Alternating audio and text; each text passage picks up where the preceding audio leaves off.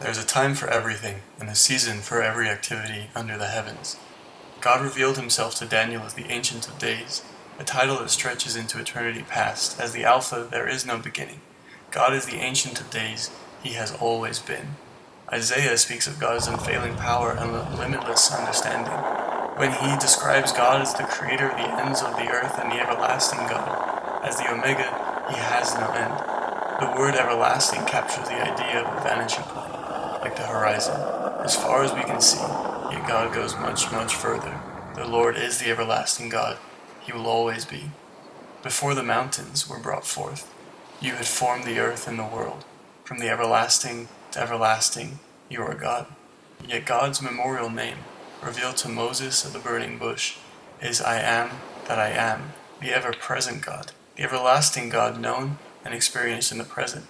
It is this backdrop of the everlasting perspective that makes the present memorable, that helps bring greater meaning to the beautifully poetic words of Ecclesiastes 3.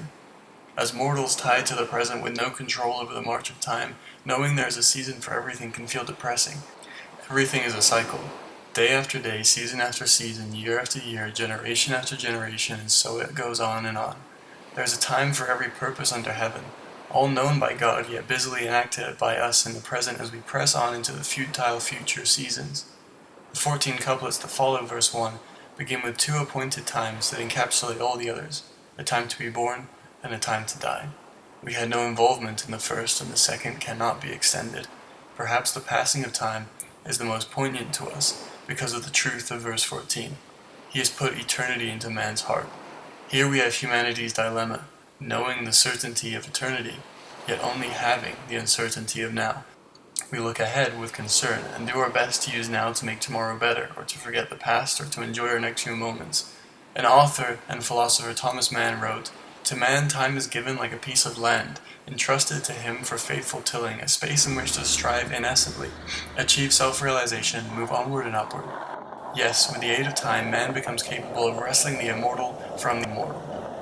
If time is indeed all we have, and now is all we get, then this knowledge of the everlasting adds sorrow to the passing of time. Thomas Mann confessed the knowledge of the everlasting, the immortal, in his heart, but happiness could only be found by wresting this knowledge away.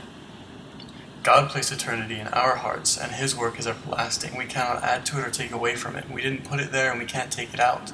Like his work to bring us who were dead in sin to be alive with Christ, God's work is eternal, and we cannot add or take away from it.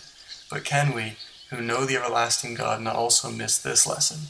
The God who is, and who always will be, holds my time in his hands, who knows all my days before any existed, has placed it everlasting in our hearts to make the present precious. Now all has been heard. Here is the conclusion of the matter. Fear God and keep his commandments, for this is the duty of all mankind. For God will bring every deed into judgment, including every hidden thing, whether it is good or evil.